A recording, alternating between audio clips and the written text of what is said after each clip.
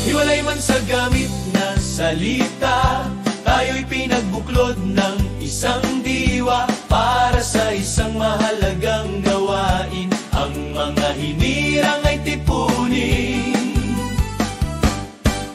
Mo isipan na aliwa ka at makontento kaking kapanwalan mo.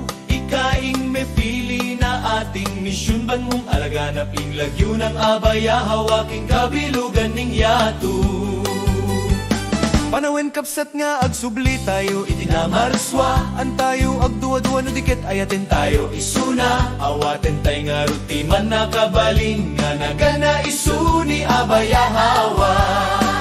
Magkari ka na makiiusa na magpalapit sa hilikuton nga ginhatag sang alahaya. Sa aton panahon gitugyan ang pagsambit sa ngalan niya nga haring abaya hawa.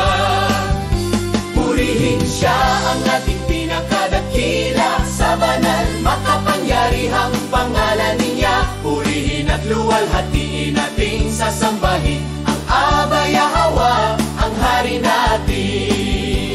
At tuwang ilabay usa mga doktrina kanang mga rebulto waskon. Ilang ba? Ayaw ragsigig pa ilad sa ilahang simbahan. Sige ug kagunit sa bato, unya makuyapan.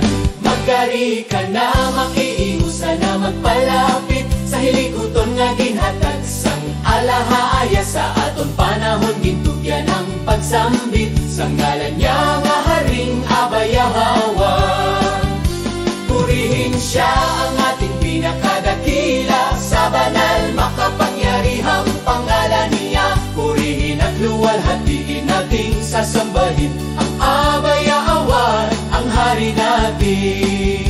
Saan ka man, ano man ang kalagayan, palagi mong isadiwa na ikaw ay isang hinirang itinakda ng nakalipas na kapanahunan. salita ng alahaya sa mga propeta, Para sa natatanging gawain para ipakilala siya sa sangkatauhan awitan at sambahin at papurihan ng mga boses. mula sa pulo sa malayong silangan. Tayo ang mga hinirang na kanyang inalalayan, para sa kanyang takdang oras. hindi hiyaw o madinig sa mga tansada ang boses. Di makabali ng gapok na tambo o hahawi man ng timsin na umuuso. Ngunit dadalhin ito ang paghuhusga sa katotohanan. Purihin siya Ang ating pinakadakila, sa banal makapangyarihang pangalan niya. purihin at luwalhatiin nating sasambahin ang abaya hawa, ang hari natin.